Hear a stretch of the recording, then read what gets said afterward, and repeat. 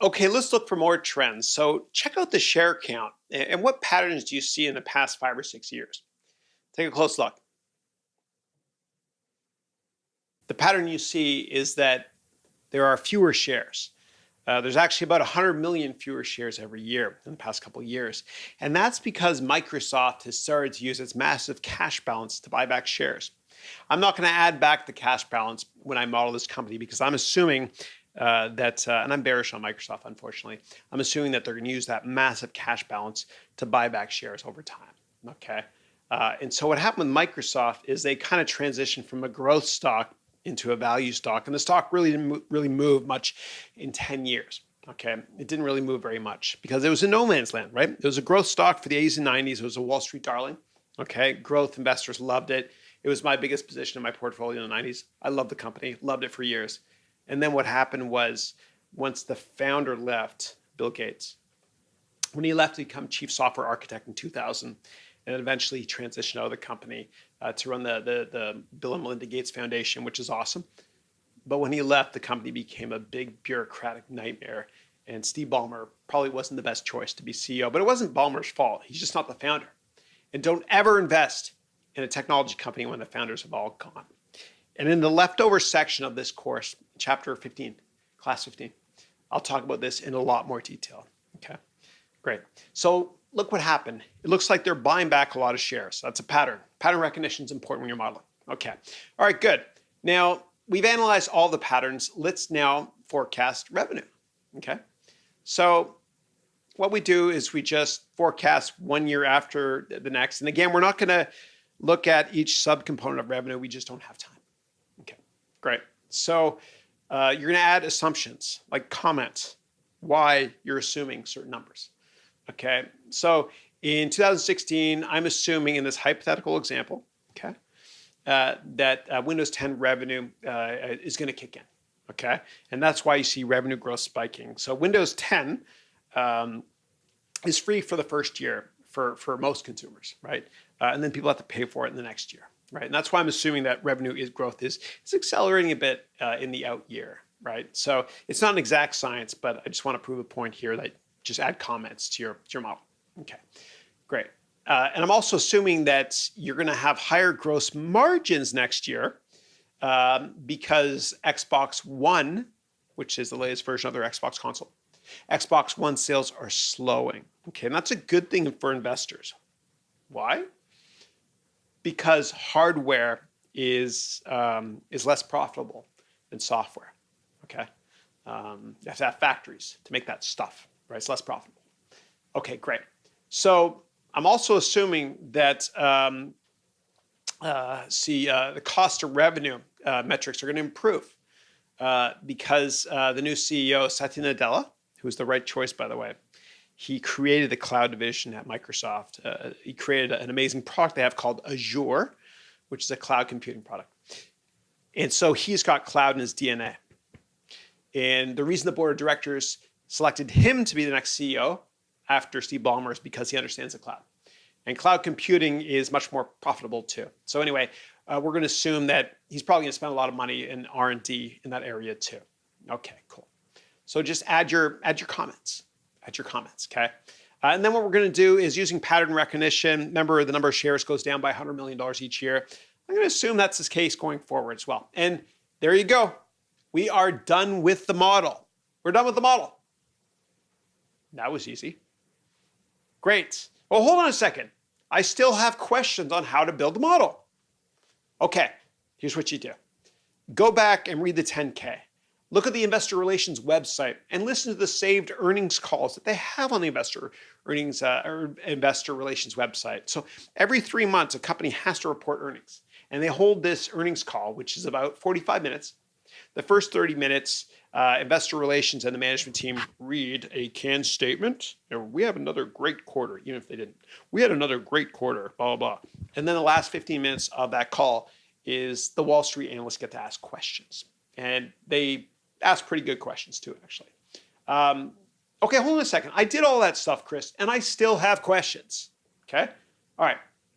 This is why the investor relation function exists in the first place. We can ask them the questions that we just can't answer. Okay? Give them a call. Just ask, like Steve Jobs does. It's their job to help you, okay? And again, why do we call management only at the end of your due diligence process after all your research is done? Because they're the best darn salespeople in the world. That's how they got to that position. So be careful, okay? Do your own research first. Don't listen to them. Don't listen to the media. Do your own research first, right? Okay, and remember, everybody's got their own bias, right? Everyone's got their own bias. So whenever they interview a CEO on television, of course she or he is going to only say very positive stuff. You know, it's their job, right? And when fund managers or portfolio managers are being interviewed on television and they're asked what stocks they like, of course they're going to talk about stocks that they own. They're talking their book. They're biased, okay? So just do your own research and don't give in to the bias. You'll be a better investor because of it in the long run. And remember, you've got the exact same access to information that Wall Street analysts have. It's called Reg FD, and it's a beautiful thing. Reg FD stands for Regulation Fair Disclosure. And after 2001, when a lot of people lost a lot of money investing in the markets, the government created this. And they created this so that you and me, the average investors, can get access to the exact same information at the exact same time as the big mutual funds like Fidelity or Capital or all these other great companies do, right? And if companies don't give you or me access at the exact same time, meaning publish it on the website or hold webcasts, then they get into big trouble by the SEC. I'm not going there. Okay, so modeling and valuation is very, very easy to do, and it's a lot of fun too. Okay, next topic, valuation. Okay, so we've created our forecast for Microsoft, okay? We've got our earnings per share, okay? We've listed all of our assumptions. You can put in little comments, those red little Post-it note things within the spreadsheet, or you can create a column like I did here in column AH and list assumptions there as well. All right, now let's look at ways to come up with our target price, okay? And I'm going to give you a couple different methodologies, and you choose what one you like. But I recommend using a couple methodologies and then taking the average of 2 or 3 of them. The reason is because you want to normalize the error you might have made in 1 or 2 methodologies. Okay, so use whatever methodology you want to, but I want to expose you to a menu of other ways to do it. Okay, so I'm going to show you 3 methodologies, and I'm going to take the average price of all 3 for my target price. Okay. Remember, keep it simple. Less is more. The more complexity you add to a model, the more chance you have of getting the wrong results. Okay, less is more. Keep it simple. Okay, valuation methodology number 1, and this one is my favorite. Why? Because it's simplistic. Price to earnings ratio.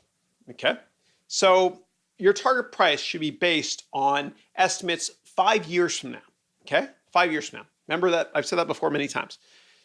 5 years from now, is this company going to be more relevant or less relevant than it is today? Okay, so look at your estimates 5 years from now, and I promise you your estimates are going to be way off what everyone else has if you do your own research. If you fall into and become a victim of groupthink and you listen to other analysts or smart people on TV or perceived smart people on TV, then you'll just think in line with them. What's the point? Okay, so in 5 years from now, earnings, according to our model we created, 5 years from now, earnings are going to be growing at 12%, okay? So our target price in 5 years should be 12 times that EPS number or that earnings per share number. Wow, that was easy. That was easy, okay? So 5 years, and I'll explain why in a second, bear with me, please. So 5 years from now in 2020, we're expecting earnings to be $4.90. And so that $4.90 in 2020, you've got growth there of 12% year over year. And so we're going to choose to value our company in 5 years on 12 times that number. Why? Well, here's why. The stock market tends to trade in line with their earnings growth rate approximately over time.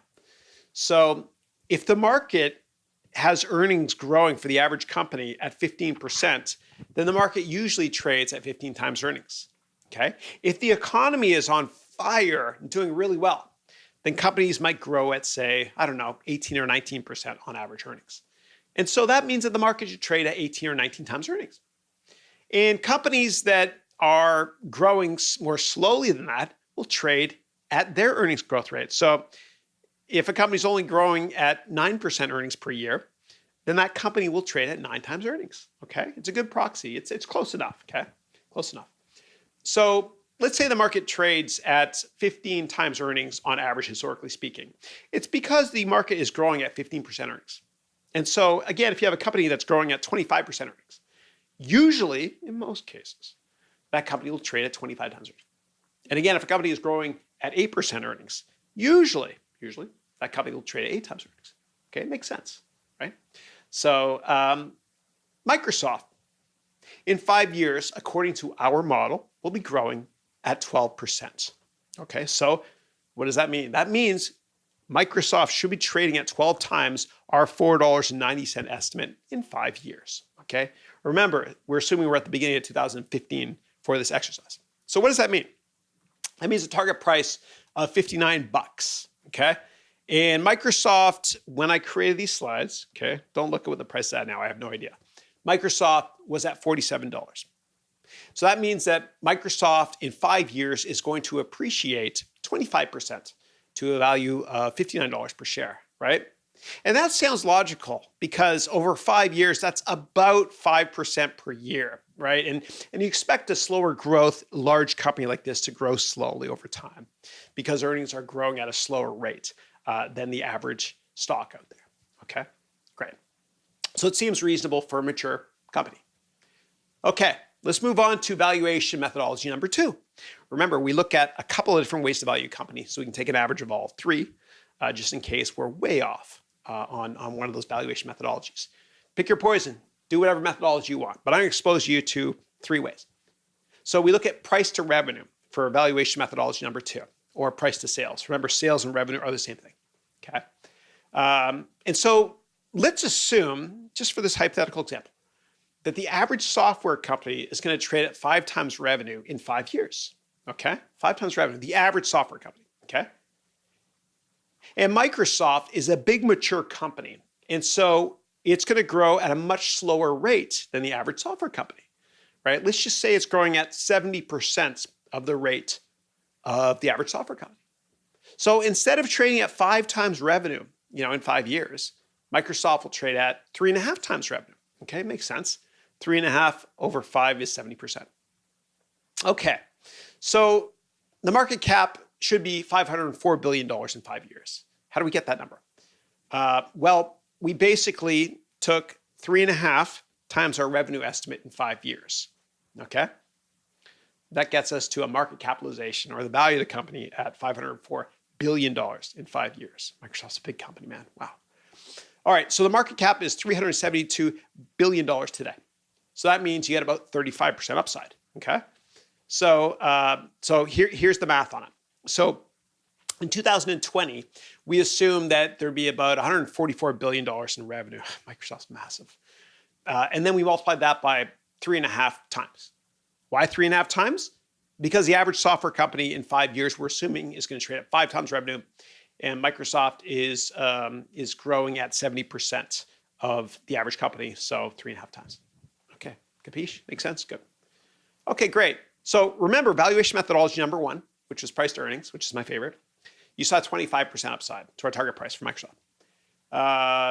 Let's look at valuation methodology number 3, and then we'll take an average of all 3, okay? I don't like this next one, but it's important for me to show it to you. Okay. DCF. DCF stands for discounted cash flow. And a lot of people like to use DCF because the value of a company today is basically the value of all the future cash flows of this company, longer term. I'm not a fan. It's not an exact science, but we're going to do it anyway. And let me just tell you why I'm not a huge fan right now. DCF has many more steps, right? It becomes much more complicated. And if I told you that x plus 1 equals 3, then x equals 2. If I told you that x plus 1 plus q plus w plus a plus b plus j plus t equals 3, what is x? Exactly. We don't know. There's too many independent variables with discounted cash flow, okay? So too many independent variables. So much can go wrong with it. But we're going to do it anyway because I think it's important for you to understand how to discount cash until today. And we kind of did this when we looked at the valuation that Sequoia wanted. Remember earlier on, Sequoia wanted 50% return every year over 5 years. And so we took a $10 million valuation for Giancarlo's POS company, point of sale company. So that $10 million valuation discounted by 50% per year over 5 years, got to a valuation of, I think, $1.3 million, something like that. And what we did was we divided the $10 million valuation divided by 1 plus 50% to the power of the number of years we were discounting it. That's basically DCF. All right, I'm going to make DCF relatively easy for you. Okay, so earnings and cash flow are the same in the long run. Okay, good. Great. So we don't need to forecast our balance sheet or the cash flow statements. Okay, great. Awesome. So here we go. There's our income statement. And you see the red little rectangle there? That's around net income. And I did that because that's our cash flow estimate. Okay, net income and cash flow is the same thing over time. Okay, over time. All right, great. So let's come up with the WACC. What's the WACC again? That's the weighted average cost of capital, which basically means what's the interest rate we're going to use to discount those cash flows in the future to today. Okay, remember, money in the future is worth less than money today. So if I gave you $10 10 years from now, right, that $10 is worth less today. Okay, all right. So the WACC, weighted average cost of capital, equals how much you're going to pay for equity, I mean, what's your interest rate or your cost of debt. And because this is a tech company with no debt or very little net debt, just bear with me, we don't care about debt. Okay, so the cost of equity, and we covered this before, is equal to the risk-free rate, meaning basically the government interest rate, plus a way to make it a higher percent because Microsoft has more risk than the government. Okay, and the same can be said for all investments. So again, the cost of equity, the cost of equity for Microsoft is the government rate or the risk-free rate plus the stock market return minus the risk-free rate times the beta, meaning how volatile is the company going to be relative to the market over time. And so beta is a measure of volatility, meaning how much a stock moves relative to the rest of the stock market. And a very risky company, an early stage company, has a very high beta, right? Like a beta of 2. And that means that it has twice the volatility of the market. Okay, so in a bull market, when stocks are doing great, that risky company goes up twice as much as the market because it has a beta of 2. But when the market is down, we're in a bear market or the economy's not doing well, then that company's going to go down a lot more because it's got a higher beta than the market. The market's got a beta of 1 on average. So what's our beta of Microsoft? Do you think it's above 1 or below 1, and why? Microsoft is a big, mature company. Very little risk compared to other technology investments. Okay, so the beta on Microsoft intuitively would be less than 1. So how do we figure out what the beta is of Microsoft? Do we have to calculate it? Heck no. We're going to find it on the internet. Okay, we'll find it in a second. So the average stock market return over time is, let's just say 12%. Okay, and let's say at the government interest rate or risk-free rate is 1%. So that means that the cost of equity is going to be 1 plus 11% times how volatile Microsoft is. Okay, so here we go. What is our beta? We don't have to calculate it. You just find it on the internet, right? So if we go to Yahoo Finance, we can find out that Microsoft's beta is 0.78, and that makes sense to me. Why does that make sense to me? It makes sense to me because Microsoft is a big cash-rich machine or whatever that's mature and not growing much, yada, yada. So it's lower risk, okay? Lower risk. And so more risky companies have a beta of 1 above 1, and less risky companies have a beta below 1, okay? And I used to get all this information from Bloomberg, and I would pay literally 25 grand a year to get access to this information. It's a waste of money though, because you, the investor, and me, the individual investor, have the same access that everyone else has on the open internet, okay? Google Finance is great. Yahoo Finance is awesome for press releases. You can get most stuff that the pros can get for nothing, Okay, so our cost of equity is now 1 plus 11% times 0.7.